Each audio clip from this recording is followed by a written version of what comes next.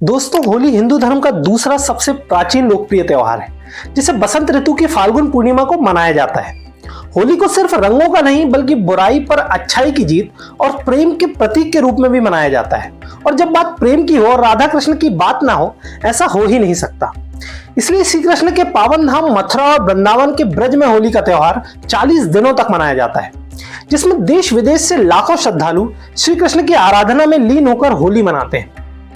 जहां एक ओर होली के रंगों के रूप में साक्षात श्री कृष्ण की ओर से भक्तों के लिए प्रेम बरसता है, तो दूसरी ओर होलिका दहन के साथ बुराई के सामने अच्छाई की जीत की ऐसी कहानी जुड़ी हुई है जो हमें बहुत कुछ सिखा जाती है। दोस्तों, आज हम होली के महत्व और उससे मिलने वाली इसी सीख पर विस्तार से बात करेंगे। नमस्कार दोस्तों, मेरा नाम शुभम पुरोहित है और आज की वीडियो में आपका स्वागत है। सबसे पहले बात करते हैं कि होली मनाई क्यों जाती है। प्राचीन काल में अत्याचारी राक्षस हिरण्यकश्यप चाहता था कि उसे दुनिया में भगवान का स्थान मिले और सभी लोग उसके सामने सर झुकाएं। अपनी इसी इच्छा के लिए उसने ब्रह्मा जी की कड़ी तपस्या की और जब ब्रह्मा जी प्रकट हुए तो उसने उनसे एक वरदान पा लिया, जिसके अनुसार संसार का कोई भी जीव जंतु, देवी हो या देवता, राक्षस हो या मनुष्य, उसे नहीं मार सकते थे। न ही वो दिन में मर सकता था, न ही रात में, न ही घर में और न ही घर के बाहर, न ही पृथ्वी पर और न ही आकाश में। यहां तक कि दुनिया में मौजूद कोई भी शस्त्र उसकी जान नहीं ले सकते थे। ब्रह्मा जी से इसी वरदान को पाकर वो अपने राज्य का तानाशाह बन गया। लेकिन हिरण्यकश्यप का ज्येष्ठ पुत्र प्रहलाद दैत्य पुत्र होने के बावजूद अपने तानाशाह पिता की नहीं बल्कि भगवान विष्णु की भक्ति करता था। तभी हिरण्यकश्यप ने प्रहलाद को आदेश दिया कि वो उसके अतिरिक्त किसी की स्तुति ना करे, लेकिन प्रहलाद भगवान विष्णु की स्तुति ही करता रहा। जैसे देख, उसके पिता हिरण्यकश्यप ने अपने बेटे को जान से मारने की कोशिश शुरू कर दी। उसने प्रहलाद को मारने के अनेक प्रयास किए, परंतु भगवान विष्णु स्वयं उसकी रक्षा करते रहे और हिरण्यकश्यप प्रहलाद का एक बाल भी बांका नहीं कर सका। हिरण्यकश्यप की बहन होलिका के पास अग्नि से बचने का वरदान प्राप्त था। दरअसल उसके पास एक ऐसी चादर हुआ करती थी जो आग में नहीं जलती थी। हिरण्यकश्यप ने अपनी बहन होलिका की सहायता से प्रहलाद को आग में जलाकर मारने की योजना बना ली, जिसके बाद एक दिन होलिका बालक प्रहलाद को अपनी गोद में उठाकर अग्नि से बचने वाली चादर ओढ़ लेती है और तेज आग में जाकर बैठने के लिए आगे बढ़ती है। यहां उसका उद्देश्य था कि प्रहलाद को इस आग में जलाकर मार दिया जाए। और आपको यह जानकर आश्चर्य होगा कि जैसे ही होलिका उस तपती आग में प्रहलाद को लेकर बैठती है, तभी भगवान नारायण की कृपा से अचानक तेज वायु का वेग आता है और होलिका के शरीर से वो चादर ओढ़कर प्रहलाद के शरीर पर जा गिरती है, जिससे बालक प्रहलाद आग में नहीं जलता और प्रहलाद को मारने की साजिश में साथ देने वाली होलिका चादर न होने की वजह से जलकर भस्म हो जाती है और बाद में उसकी मृत्यु हो जाती है। जिसके बाद हिरण्यकश्यप को मारने के लिए भगवान विष्णु नरसिंह अवतार में उसके महल के एक खंबे से निकलते हैं और अत्याचारी हिरण्यकश्यप को मार देते हैं। तभी से होलिका दहन और होली का त्योहार मनाया जाता है। हालांकि प्रहलाद दैत्य पुत्र था, लेकिन उसके मन में भगवान विष्णु के प्रति इतनी श्रद्धा थी कि स्वयं भगवान ने हमेशा उसकी रक्षा की और मन में गलत भाव लिए आग में बैठी होलिका वरदान होने के बावजूद भी आग में जलकर भस्म हो गई। इस प्रकार होलिका दहन को बुराई पर अच्छाई की जीत का प्रतीक माना जाता है और हमें ये सीख मिलती है कि बुराई कितनी भी ताकतवर क्यों ना हो, लेकिन आखिर में अच्छाई की ही जीत होती है। इसलिए हमें हमेशा अच्छे कर्म करते रहना चाहिए। बाकी हमारे साथ बुरा करने वालों से ईश्वर खुद ही अपने तरीके से निपट लेंगे। जीवन में सुख, शांति और समृद्धि पाने के लिए हमें बस अपनी अच्छाई और उस डिवाइन एनर्जी पर भरोसा रखना है और अच्छे कर्म करते रहना है, क्योंकि बुरे कर्म भले ही हमें कुछ पल के लिए खुशी दे दें, लेकिन उनका परिणाम हमेशा बुरा ही होता है।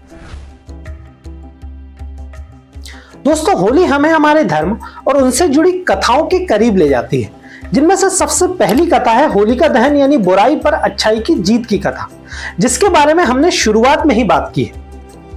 इसके अलावा कहा जाता है कि होली के मौके पर राधा और अन्य गोपियों पर श्री कृष्ण भगवान ने पहली बार रंग लगाकर शरारत की थी और खुशी और आनंद से भरपूर ये शरारत बाद में एक चलन बन गई और धुलैटी के उत्सव के रूप में जानी जाने लगी, जिसे हम भी खुशी से सेलिब्रेट करते हैं। वहीं कुछ पौराणिक कथाओं में इस बात का वर्णन किया गया है कि होली राक्षसी पूतना की मृत्यु का उत्सव भी है। ये वही राक्षसी थी जिसने शिशु कृष्ण को जहरीला दूध पिलाकर मारने की कोशिश की थी। वहीं साउथ इंडिया में होली का त्योहार भगवान शिव और कामदेव से जुड़ी एक कथा से जुड़ा हुआ है। कहा जाता है कि देवी पार्वती शिव जी से विवाह का प्रस्ताव लेकर आई थी, लेकिन कई प्रयासों के बावजूद ध्यान में लीन भगवान शिव का ध्यान उनकी ओर नहीं जा रहा था। तभी पार्वती जी की कोशिशें देखकर भगवान कामदेव काफी प्रसन्न हो जाते हैं और शिव और पार्वती के मिलन के लिए उन पर पुष्पों की वर्षा कर देते हैं, जिससे शिव जी की तपस्या भंग हो जाती है और गुस्से में वे अपना तीसरा नेत्र खोलकर कामदेव को भस्म कर देते हैं। भगवान कामदेव के इसी बलिदान का जश्न मनाने के लिए साउथ इंडिया में होली मनाई जाती है। दोस्तों, होली वर्ष के ऐसे समय मनाई जाती है जब किसानों के खेत पूरी तरीके से खिले होते हैं और वो अच्छी फसल की उम्मीद कर रहे होते हैं। ये लोगों को आनंदित होकर होली की खुशियों में डूबने के लिए एक बढ़िया कारण देता है। वहीं इस आनंदमय त्योहार को सिर्फ हिंदू ही नहीं, देश में मौजूद सभी धर्मों के लोग खुशी से मिलकर मनाते हैं। सभी धर्मों के लोग अपने आस पड़ोस के लोगों को खुशी से रंग लगाते हैं और इन दिनों भारत में हर तरफ आनंद और उल्लास फैला होता है। दोस्तों, हमें हमारे पूर्वजों को धन्यवाद देना चाहिए कि उन्होंने वैज्ञानिक रूप से इतने सटीक समय में होली को मनाने का चलन शुरू किया। जी हाँ, होली साल के ऐसे समय में आती है जब लोगों में नींद और आलस भरा होता है और वातावरण का ठंड से गर्मी में परिवर्तन होने के कारण शरीर को सुस्ती का अनुभव होता है। तभी होली के त्योहार में हम जोर से गाते हैं, नाचते हैं और हंसते हैं, जिससे हमारे शरीर को रिजुविनेट होने में मदद मिलती है। वहीं कुछ रिसर्चर्स का यह भी दावा है कि रंगों से खेलना अच्छे स्वास्थ्य को बढ़ावा देने में मदद करता है। जहां तरल रंग और अबीर जब त्वचा के छिद्रों में जाते हैं तो माना जाता है कि शरीर के आयन मजबूत होते हैं। वहीं रंगों से खेलने से मेंटल हेल्थ भी बेहतर होती है, बशर्ते जब रंग ऑर्गेनिक हो। इसके अलावा विज्ञान के मुताबिक सर्दियों और बसंत की उत्परिवर्तन की अवधि के दौरान वातावरण और शरीर में बैक्टीरिया का विकास होता है और जब होली का दहन किया जाता है तो तापमान लगभग 145 डिग्री फ़ारेनहाइट तक बढ़ जाता है। और परंपरा का निर्वहन करते हुए जब हम होलिका दहन के चारों ओर परिक्रमा करते हैं तो आग से निकलने वाली गर्मी हमारे शरीर में बैक्टीरिया को मार देती है और इसकी शुद्धि हो जाती है।